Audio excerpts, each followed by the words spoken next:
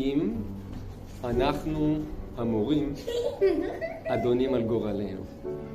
האם במצבים הכל כך מורכבים שאנחנו עומדים בפניהם יום יום מול תלמידינו בכיתה, יש לנו את החופש הפנימי להחליט כיצד להגיב? אני חושב שלכל אחד ואחת מאיתנו יש עדיין דרך לעשות כדי להגיע למקום הזה.